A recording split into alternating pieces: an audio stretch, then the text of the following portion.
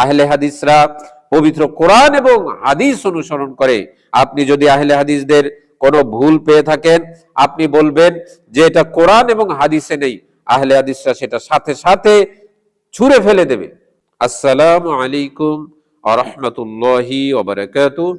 ইন্নাল হামদুলিল্লাহ নাহমাদুহু ওয়া নুসাল্লি আলা রাসূলিহিল কারীম, আম্মা বা'দ। প্রশংসা আল্লাহর জন্য, শান্তি অবতীর্ণ হোক জনাবে মুহাম্মদুর রাসূলুল্লাহ সাল্লাল্লাহু আলাইহি ওয়াসাল্লামের প্রতি।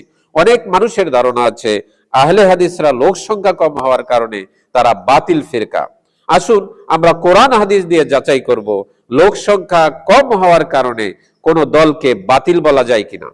পবিত্র কোরআনুল কারীমের সূরাতুল আনামের 6 নম্বর সূরা 116 নম্বর আয়াতে আল্লাহ সুবহানাহু ওয়া তাআলা বলছেন, ওয়া ইন তুতি আকসারু মান ফিল আরদি ইউদিল্লুকা আন সাবিলিল্লাহ।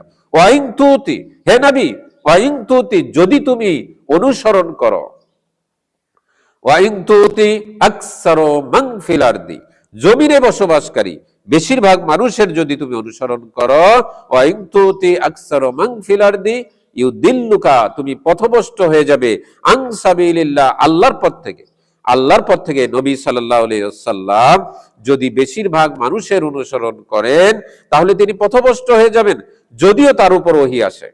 যদি ওহী আসার পরেও তিনি পথভ্রষ্ট হয়ে যান, তাহলে আপনি আমি আমাদের উপরে তো ওহী নাজিল হয় না, তাহলে আমরা কি পথভ্রষ্ট হব না? অবশ্যই হব।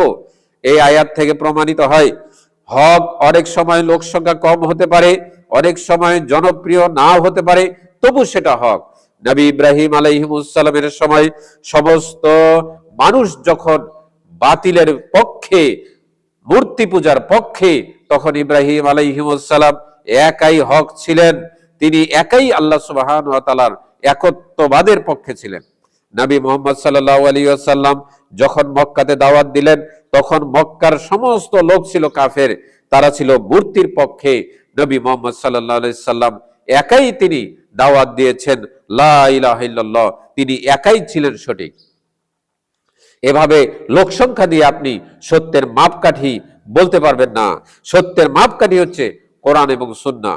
পবিত্র কোরআনুল কারীমের সূরাতুন নিসার 59 নম্বর আয়াতে আল্লাহ সুবহানাহু ওয়া তাআলা বলছেন, ইয়া আইয়ুহাল্লাযীনা আমানু আতিউল্লাহা ওয়া আতিউর রাসূল ওয়া উলিল আমরি মিনকুম।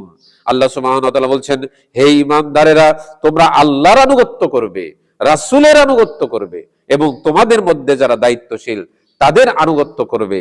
আল্লাহ সুবহানাহু ওয়া তাআলা কোরআন এবং সুন্নাহকে সত্যের মাপকাঠি করেছেন, আপনি কেন লোক সংখ্যাকে সত্যের মাপকাঠি বানাতে গেলেন? আল্লাহ সুবহানাহু ওয়া তাআলা আয়াতের পরের অংশে বলছেন, ইয়াত্তাবিউনা ইল্লা যন্না, ইয়াত্তাবিউনা, তারা অনুসরণ করে না, ইল্লা যন্না, ধারণা ব্যতীত, ইনহুম ইল্লা ইয়াহরাসুন, তারা যখন কথা বলে আন্দাজে কথা বলে। এই আয়াত থেকে শিক্ষণীয় হচ্ছে মানুষের পথভ্রষ্ট হওয়ার মূল কারণ হচ্ছে ধারণার অনুসরণ করা, সমাজে যেটা প্রচলিত সেটাকে অনুসরণ করা, দলিলবিহীন কথা বলা, দলিলবিহীন সেটাকে মেনে নেওয়া, নিজের খেয়াল খুশিকে দিন মনে করা।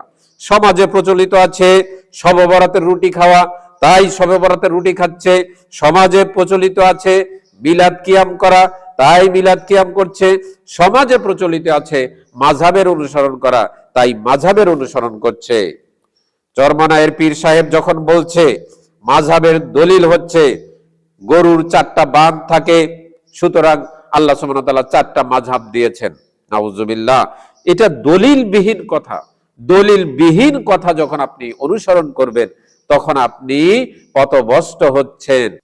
ধারণা করে একজন আলেম নামে তিনি কিছু বলছেন, আপনারা ধারণা অনুযায়ী সেটাকে গ্রহণ করছেন, দলিল ছাড়া। দলিল হলে গ্রহণ করবেন, দলিল স্পষ্ট দলিল থাকবে সেটা গ্রহণ করবেন, দলিল নেই সেটা গ্রহণ করবেন না। আল্লাহ সুবহানাহু ওয়া তাআলা কোরআন এবং হাদিসকে সত্যের মাপকাঠি করেছেন, আপনি নিজের খেয়াল খুশি অনুযায়ী সেটাকে দিন বানিয়ে ফেলছেন। মাজারে গান বাজনাকে সেখানে দিন বানিয়ে ফেলা হয়েছে, গান বাজনা করতে আনন্দ লাগে তাই সেটাকে তারা দিন বানিয়ে ফেলেছে। মাজারে আগরবাতি পুড়িয়ে সেই আগরবাতির ছাইকে ওষুধ হিসাবে মনের ইচ্ছা পূরণের জন্য খেয়ে থাকে। এটা খেয়াল খুশিকে দিন বানিয়ে ফেলেছে। মানুষ যখন খেয়াল খুশির অনুসরণ করবে তখন সে পথভ্রষ্ট হয়ে যাবে। আহলে হাদিসরা পবিত্র কোরআন এবং হাদিস অনুসরণ করে। আপনি যদি আহলে হাদিসদের কোনো ভুল পেয়ে থাকেন, আপনি বলবেন যে এটা কোরআন এবং হাদিসে নেই। আহলে হাদিসরা সেটা সাথে সাথে ছুঁড়ে ফেলে দেবে। আপনি আহলে হাদিসদেরকে বাতিল বলার কোনো সুযোগ নেই। আপনি আহলে হাদিসদের লোক সংখ্যা কম বলে তাদেরকে বাতিল বলবেন, এই সুযোগ আপনার নেই। কারণ সত্যের মাপকাঠি কখনোই লোক সংখ্যা নয়, সত্যের মাপকাঠি হচ্ছে কোরআন এবং সুন্নাহ। আপনাকে কোরআন এবং সুন্নাহর কাছে ফিরে আসতে হবে।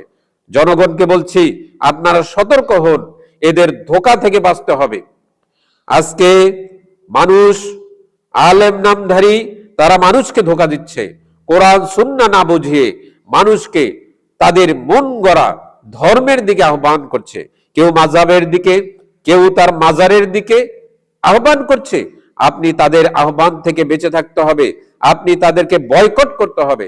যারা কোরআন সুন্নাহর দাওয়াত না দিয়ে নিজেদের মন গড়া মাযহাব তৈরি করে সেই মাযহাবের দাওয়াত দিবে, কেউ মন গড়া মাজার তৈরি করে সেই মাজারের দিকে আহ্বান করবে, সেই দাওয়াতকে প্রত্যাখ্যান করতে হবে। আপনি কেন তাদের অনুসরণ করে আপনি জাহান্নামী হবেন?